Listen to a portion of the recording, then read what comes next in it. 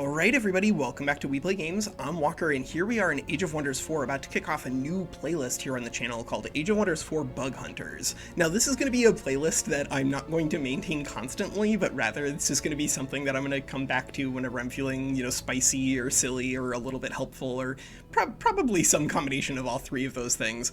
But this one is going to be sort of a double feature. The intended video length for a lot of these is probably going to be 5 to 8 minutes, because I don't think it takes that long to demonstrate a bug and then just sort of like talk through the implications of it.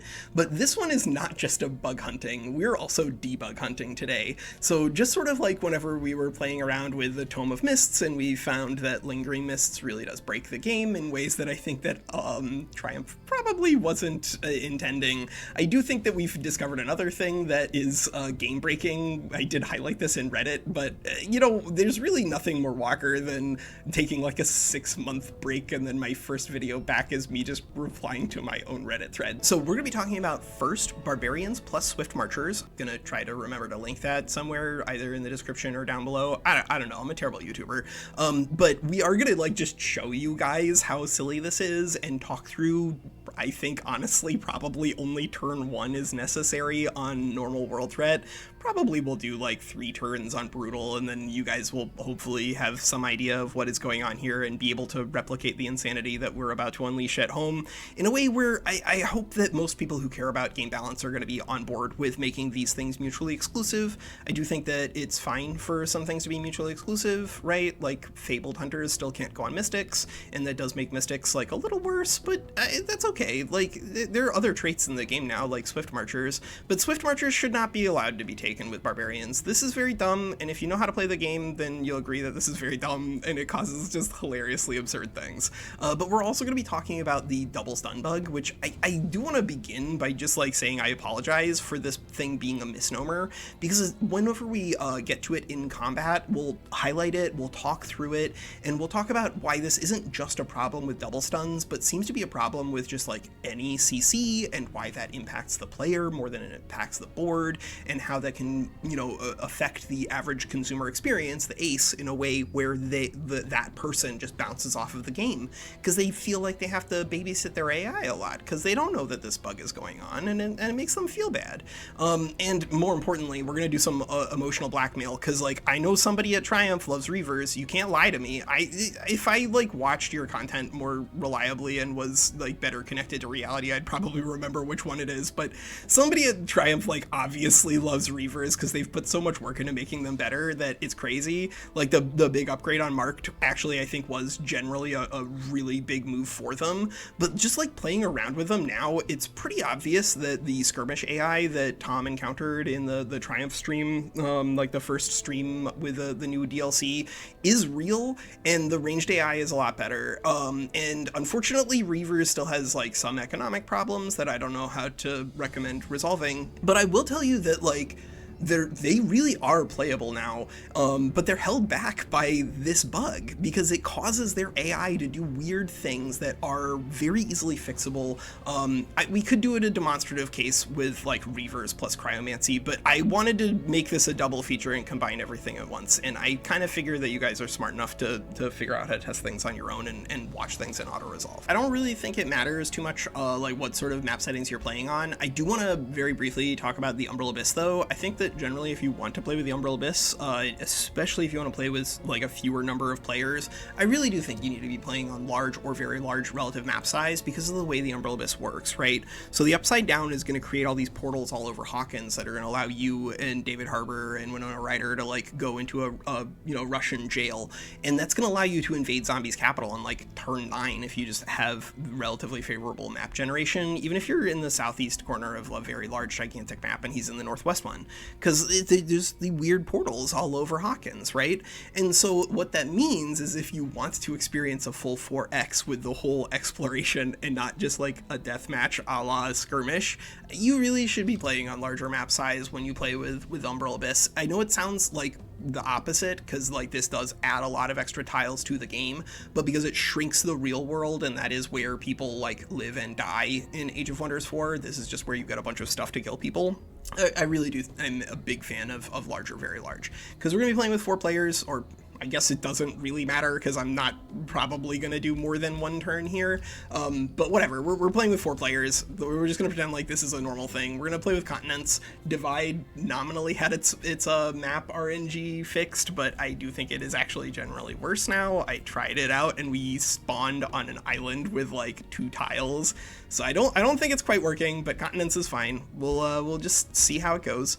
Oh, and we'll talk very briefly actually about Cult of Personality before we jump in. This is a really cool trait because it is sort of like a time vortex for everybody. So like in case you aren't insane enough by playing with the Umbral Abyss, this also allows you to go back in time and play Age of Wonders 4 from like 10 months ago with everybody else. Because with Cult of Personality online, you can actually recruit a hero on turn 1. This is really, really good, but of course it is a very high input cost pick. So like generally speaking, if you're playing on normal world threat and normal starting resources and you're playing with Swift Marcher Barbarians, you would probably be playing single player because every multiplayer group is going to be on that.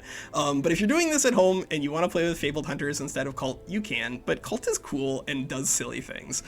Prospectors, this apparently is getting fixed in the near to immediate future, but this is really neat. The only thing you want to keep in mind with Cult is that if you can find a free city, you can hire a hero for 250 gold that starts at level 3 instead of one at 150. That's generally what you want to do, especially on normal starting resources, because you have 300 gold instead of 150. Whether you do it on brutal is kind of like up to you and what your map shows you actually more than anything else. More often you're going to take a level 1 if you're playing around with it, but that's just a really neat trait and I love it.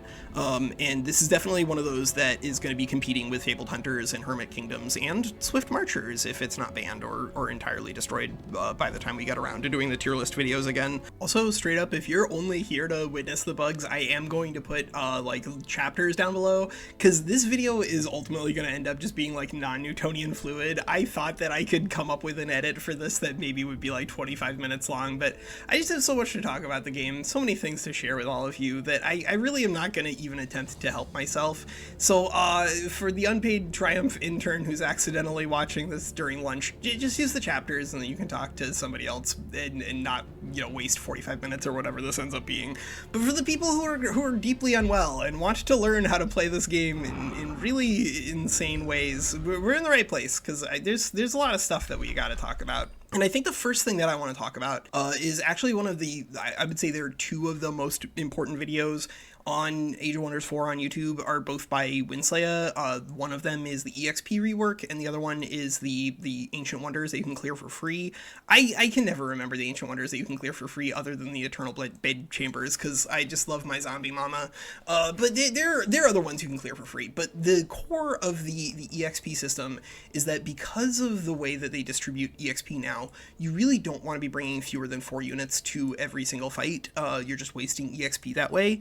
But in reality, there is another corollary to this, and it's because of the way rounding works in the game. So I don't remember if Winslaya talks about this in his video or not, but I'll tell you that if he did, I forgot it, because I just wasn't playing that way. And you can get much better results if you just like remember how rounding works. So within the madness of the Bastille of my own mind, I decided to just like become pure heretic and embrace Nurgle and do terrible science things and see what happens if you bring other numbers of units to fights.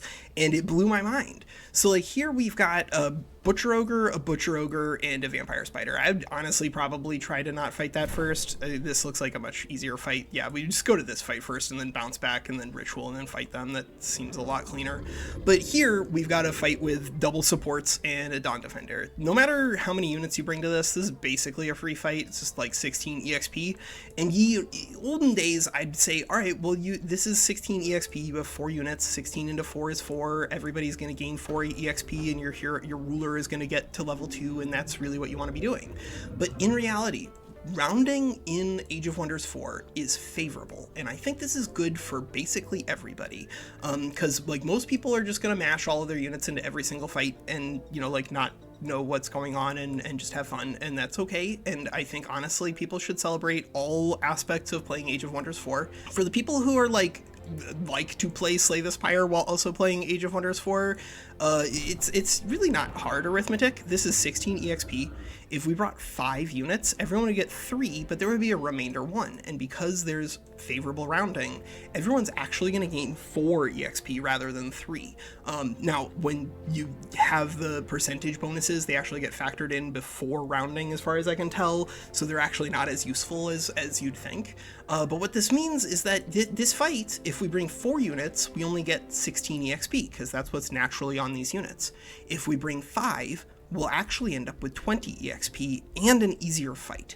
So this means that if you like auto-resolve only, that auto-resolves are about to get a lot easier for people who like really are sweaty, because they're going to start realizing that they can start doing math and figuring out like ways to turbo level even faster, and because of the rank rework, that's going to result in some pretty heinous things pretty quickly. But I think that's good, because I think it is really just like fun when you can encourage both casual players and less casual players at once. So we're just looking around. There's the free city for us to recruit off of. We'll get a level 3 hero right here, and then we'll talk about the hero rework, I guess, before we start doing all these fights out here. It's probably going to be actually just like fighting in this direction. I don't know if we're going to come back for these Butcher Ogres or not. Butcher Ogres are pretty scary for auto resolves early on, just because a Butcher's Cut like randomly killing your warriors. All right, so in case it ends up taking me like 15 weeks to get a hero rework video out because I'm like procrastinating on doing tier list videos or something like that, congratulations, you found my secret hero rework video. But basically, I do think that there is a lot of value in me doing a dedicated one so that we can talk about different ways to build them. This is just like more surface level, like what you're looking for. But I do think that defenders and warriors are both generically what I would recommend to people most of the time. In this case, we're going to be going with a mage for a couple of reasons we'll explain in a moment. But warriors and defenders both have their own forms of just like setting themselves in defense mode all of the time. And both in auto resolves as well as in PvP manual fights, most of the time the only thing that really matters is whether or not your hero is dead. If your hero is alive, your hero is probably doing lots of really good stuff, especially now that heroes are like kind of all commanders. You really do want to prioritize keeping your hero alive. So having lack of defensive scaling can be pretty scary, but because they've kind of like broken off part of Industrious, now defenders have a defensive master regardless of culture, and warriors have plenty of ways to, warriors don't if this were a normal thing, we would be playing with a Chaos Dragon. They're probably the best right now, but it really doesn't matter. We got ways to get ourselves into defense mode constantly if you want to as a dragon or a warrior or whatever, and it's pretty good for you. It's really pretty good for you. But mages can kind of do the same thing. Not exactly, and I do think that is important. They still are meaningfully squishier than their melee counterparts, but I do think that you can justify bringing them now, especially if you're playing on Brutal. They are much better in auto-resolves early on than most other people are naked. That's kind of always been the case with mages, but doubly so now that they can do really good defensive scaling off of blind and stuff. So mages, I think if you're not sure where to start, you could start there too, simply for the early game autos if you're doing Brutal. But like part of why I'm doing this video is that I wanted to experiment with Rangers on Reavers, because that just like sounded like it would be, thematically cool and also like leverage the abilities really well, especially now that Killing Momentum is like not nearly as busted anymore. There are significant input costs and no longer on rings, and you can't use like mage locks, blah blah blah blah. But the problem is that Rangers, one of the best tools I think they should be being able to use is the immobilized thing. And whenever we get to an auto resolve, which we will in here just a moment, you'll see that there seems to be a flag that is working in reverse, and it is causing way worse auto resolves for both Reavers as well as Rangers. So right now you should not use these. Ritualists, I think if you see a level 3 Ritualist, then you can very seriously consider it. A level 1 Ritualist is pretty rough. If you want a level 1 Ritualist, then I guess on your ruler just bring the Umbral Staff or the Staff of Cryomancy, but like you should not recruit this most of the time. It just doesn't do anything until it gets to level 3, but at level 3 you can bring a zombie, and then at level 4 you can bring a wyvern, or you can just like go straight into healing if you don't have like really good auto-resolve healing functions, and you can get a lot of value out of a ritualist there. But here, this level 3 mage, I think, is going to do kind of like everything we want, and it's going to be an opportunity for us to talk about why I think they're going to be a little bit better here. They're still, like, they still have scaling issues in regards to equipment, but that I don't think is going to be the end of the universe. So you get down to Aethermancy, 60% chance to inflict blind on an AoE is just like an incredibly powerful tool, but the more important thing, displacement enters defense mode and gains evasion for 3 turns, so like this no longer just randomly kills your hero all of the time. It mostly saves your hero, which I think is what people were hoping out of their level up picks. And then of course you also have quick phase afterwards. This is really spicy, and there are a lot of really interesting tools when it comes to actually keeping the mage not only alive but also contributing meaningfully to their auto resolves. Should we fight the Butcher Ogre and then go south? Because there's actually mana here, and mana is kind of the most important input cost. Maybe we will go that way. I don't know. Let's find out. Let's see who dies in this combat against said Butcher Ogres. So I'm gonna break off the Sunderer. I think that's generally our most disposable unit, and if you want to start manipulating your auto-resolves, then like knowing that if you have a stranded unit, they're just more likely to get chucked off into the horizon and die on everyone, just choose choose your sacrifice. Just choose your sacrifice. And it might, hey, cool, it made it, great. Yeah, that happens too. Like, choosing your sacrifice does not always end in disaster, right? Remember Cabin in the Woods, everybody. That's the most important lesson of this channel. Remember Cabin in the Woods. Oh no, we're 1 movement away from being able to activate that. Walker, that was just shameful. You could have gotten an extra fight here if you're paying attention. Whatever, there's still a lot of fights to do in this direction. Let's just pretend like this direction isn't the way that the video started, and hope that the audience comes along for the ride. So yeah, let's go back to Goddarheim, and I guess we're just gonna show off 1 Sonic Spin. You mostly want to be saving this for later. Maybe we'll do it on the War Shaman too. Yeah, we'll do it on the War Shaman too. But one of the reasons why this is broken on Barbarians is that you can click Force March first. Can we do that fight and then back up? We might be able to do that, actually. That would be pretty rad. This is 614 EXP here. Yeah, I'm willing to take this fight with just 4 and then Force March back and Ritual. I think that'll be what we're looking for. So we'll grab you, and you. The most important things we want to get concentrated EXP on. Not a big fan of fighting a Daylight Spear if you don't have to, but I think we do. Oh, actually, you know what? I am a big fan of fighting the Daylight Spear, because this might be an opportunity for us to catch the bug in process. But let's add the Tail Bash first, Walker, so that way you don't like lose everything and you can still do 14,000 cool fights. Generally, you do not need mana at this point. This is just so we can like talk about the bug live if we can see it. So what we're going to be looking for is for some sort of like stun or immobilize effect to come down on a unit, and then for the behaviors of everybody else, because the behaviors that you would expect for an auto-resolve, if the auto-resolve were trying to create something that's like similar to how a human would behave, is that if you stunned a unit, the next turn that unit can't do anything. That means that you can very easily justify just like not doing any damage to said unit, and being able to spread your attacks around. But what ends up happening is literally the opposite of this. And if you don't understand why this is a much bigger problem for the human than it is for anybody else, and why it's going to be hurting our average customer experience here in Age of Wonders 4, is that it's going to result in people just like taking unnecessary casualties in combat. They will feel like they are forced to go back in and babysit their AI and retry fights. I don't know how many people exclusively do manuals, but I cannot imagine that is, you know, what somebody with a child would do. I think those people are probably going to hope that the auto-resolve will help them be able to see and interact with their families.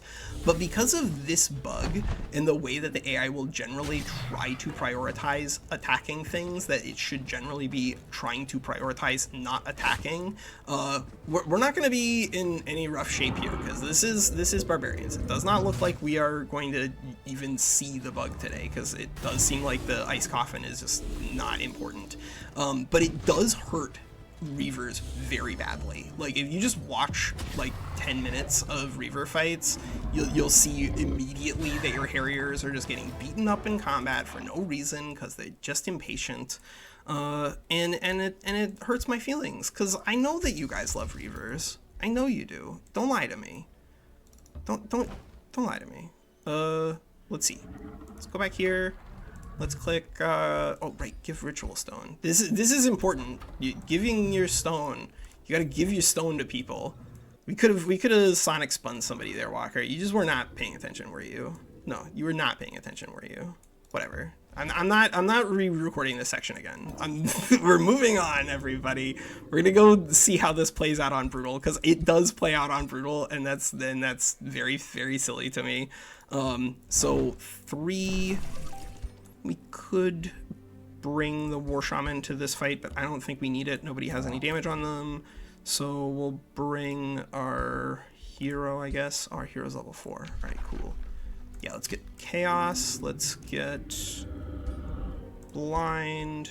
Everybody's fine. Just tick all this off, Walker, and edit that section out where you're just talking about counting math on movement points. Nobody needs to hear you count on movement points. It's not important content. This is the core here. It's just not important content. All right, so that's 1, 2, 3 fights. I guess we'll just force march everybody. You guys will be fine. It really doesn't. You'll be okay. You got some pretty good stuff going on here. Looks like the right number of units for me to attack with. This is 6, 10. So we can just bring 4 here, drop you, and auto. Cool. Oh no, we didn't get level 4 off of that fight. It's gonna make this fight a little more annoying because of the flow serpents, but I'm willing to do it for the content. Let's just do it for the content, Walker. Let's just auto resolve it. We'll turn the spells on for this one, and I guess we'll fish for the Ice Coffin stun bug again, which is, again, not the most important problem for Barbarians by a long shot, but it is a big issue for everybody else. Oh, hey, is this gonna cleanse the Exhausted debuff when it triggers? Cleanse everybody? Let's find out. Hollywood stars and celebrities. Does Walker still remember how to use DaVinci Resolve? Does he know things? Let's find out. Oh my god, we're just gonna destroy these people, aren't we? Even with the double stun bug. But again, just like, imagine if you were an average player at home playing with Feudal and you were trying to make your auto resolves function a little better, and you took like Tome of Cryomancy so that you could have some sort of stun or maybe healing. Oh cool, and we got to observe another really fun one. I don't know why this is, but your dragon is an absolute monster and loves using breath weapons on friends. Like, just loves using breath weapons on friends. That seems like another one of those things that might be a waiting priority problem. Yeah, that's probably a waiting priority problem. Oh no, refuged. What are we gonna do? I guess we're gonna fight those guys, huh? Yeah, I guess we're gonna fight those guys, huh? Can we get another fight after this? Can we get to level 5? No, you... Oh, no, you're gonna get to level 5 off of this fight. So it's gonna be turn 1, and we're gonna have a level 4 dragon and a level 5 extra hero. So that's Swift March Barbarians. I will go show it off in Brutal really quickly, but it is really silly and very messed up, and I just think that it should not be in, like, it should not be available for single player experience. I think it really is similar to playing with debug mode on, and if you want to play with debug mode, then, like, just look up how to enable it. It's not that hard. debug is totally fine if that's like your flavor of playing Age of Wonder 4, like go for it. Walker, let's make this a little more focused. Let's talk really quickly about Swift Marchers. In case people think that this is like, oh, you should just ban Swift Marchers all the time. I genuinely think that Swift Marchers is just a really, really fun and interesting choice rather than necessarily a busted one, because Barbarians are the only people who can do this. Like, I've tried being able to take 15 fights with, you know, Industrious on turn 1, but without a Ritual of Alacrity, you really cannot have it happen. And so I think that because Industrious got nerfed by Taunt coming down from 3 to 2 turns and also losing Defensive Masters, I really don't have any problem with Swift Marchers on Industrious. And I think that if you've not played around and doing a lot of scouting, then you absolutely should run with Swift Marchers on just like high or whatever, because you'll see very quickly the value of being able to scout out, plan out your battles. Here, I guess if we were to continue to play this, I actually would legitimately drop an outpost here on this Astral Dew. It is better if you can find gold so you can also do something in your capital on turn 1. But I think if you're doing Swift March Barbarians at home, you just add outposts as quickly as you can, and then just use Ritual on everything. And you probably should hit level 20 by like turn 15 or 20 at the absolute outside. It's insane how much experience points you can get when you take like 3 or 4 fights every single turn. Yeah, so that's my TED Talk. I guess let's talk about how to update this for Brutal in case you want to, and then like show off how to play it in Brutal if you want to. Yeah, people like that. Let's do that. So if you were to update this for Brutal, and in case you want to do that for, you know, however long we're allowed to, if you were to update it for Brutal, just drop Pegasus mounts. You kind of don't even need that on normal. I just think it's fun to be able to like show off how far around you can go. If you're playing with Barbarians, you definitely want to be playing with a Chaos Dragon right now. I'm not gonna spoil it for you, but you're gonna do this. You're gonna get to level 8 and level 12 pretty quickly, and you're gonna read the skills that pop off there, and you're gonna say to yourself, boy, I'm gonna do 10,000 damage whenever my auto-resolve clicks Breath Weapon, isn't it? And it does, and sometimes it's gonna obliterate your own units, but it's gonna be pretty funny either way. So congratulations, welcome to that. If you want to play with Tough and Resistant together, you can, but I do think that once you start doing that, you're gonna realize that there's like kind of no reason to take literally anything else, and I don't like that, and I don't like feeling that way. So this is me speaking to you. If you at home have a sense of honor, I would encourage you to only do that on things like Feudal, who like kind of really deserve it, and everybody else can't do that. Just retcon that in your own brain. So Tough, we're gonna go with Inner Lightning here for auto resolves on Brutal. If you are doing this in like a PvP on normal, I think you could definitely justify bringing Inner Fire, just because I really am genuinely afraid of the possibility of a Chaos Dragon even out of someone other than Barbarians and Swift Marchers. Their damage scaling is just really good. You can still, I think, justify bringing Cult of Personality on Brutal.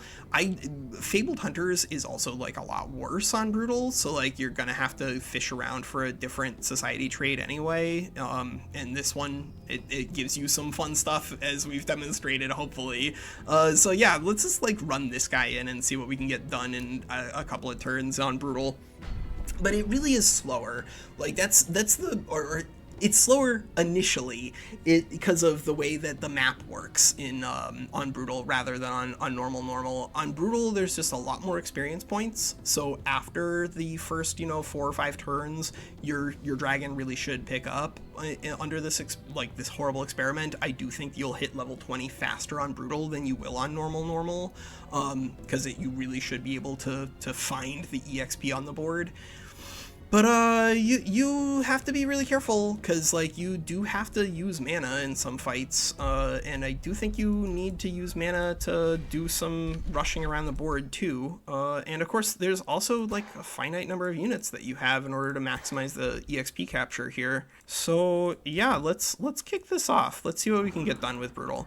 So we're gonna use this Pathfinder, I suppose, to go grab that food. Should we do that, or are we just going to grab this food immediately? Let's just look for the food immediately. Oh, sweet, and there's fights. All right, so we have 20 EXP here on 5 units, so we can actually bring 6 units to that fight. It's 24 EXP that way.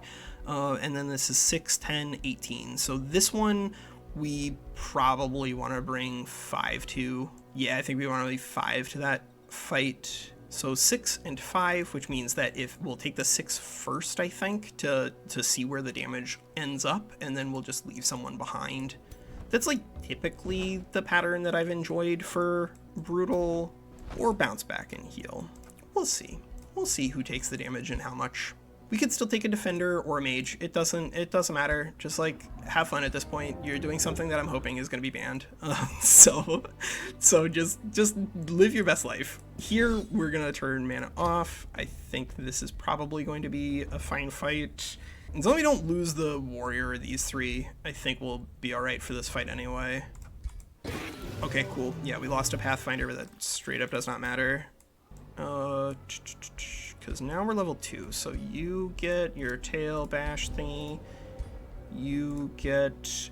I think we're still going to go out with lightning evocation into these guys. Yeah, I'm going to still go with lightning evocation into these guys. It's sad that we no longer have the frost evocation, but I do think makes sense, because frost evocation was the best evocation, and it was not close. Frozen is an incredibly powerful effect. So let's go here. Okay, there's still 3 fights. Good. So we'll grab that with our Pathfinder. We'll come back. I think here we can still go ahead and justify clicking this attack, even though this fight is way, way easier. Simply to see where, like, who's still alive, and to go back in Ritual. Yeah, I think that's all right. Would not be surprised if we lose that guy again, though. Oh, nope, we're all right. Cool. We got Escapist Ring. Oh, we have 2 population now because of the extra food. We can also justify grabbing this as a mine just to extend our movement. Mines are a little more understandable initially on Brutal. This I'd rather have as a farm initially, but there's so much food on this map that I don't think it matters. Yeah, and let's just pop back and heal. And there's 1 fight, there's 2 fights. So if we stand right here, everybody can still participate in both fights. So let's bring these 4 in. You little Pathfinder guy, I guess, could activate this fight, because this is, again, 16, so we can bring 5. Let's go here. Oh, hey, we found Pox Pit. I mean, it's a little too late, because we already recruited our hero, but this is fight 3? Yeah, that's fight 3, so we're level 3. Cool. Our warrior is getting pretty beaten up. There's an argument here to leaving the warrior behind. I don't think I would be heartbroken if I decided to do that, but I don't know, like, just like walk it off. If you die, you're fired. These are 3 support units. Like, all you need to do to not die is just stay in the back. Yeah, cool. And that fight is in range on that nightmare if we move there. But we don't have enough mana to activate the activate Force March on everybody, so we're just gonna activate, I think, on the dragon and see if we can get to level 4 here. I think we probably can. Oh, you dragon, come here, break off, and I guess build that outpost, and then yeah, you'll be all right. You'll be all right here. If you die, that's fine. Scouts are scouts. There we go. We got a level 4 hero on turn 1 in Brutal with Swift March Barbarians, and you can definitely do better. I think the max that I got to was like level 6 effective level on turn 1 with Brutal, but that one kind of really does depend on finding a banner.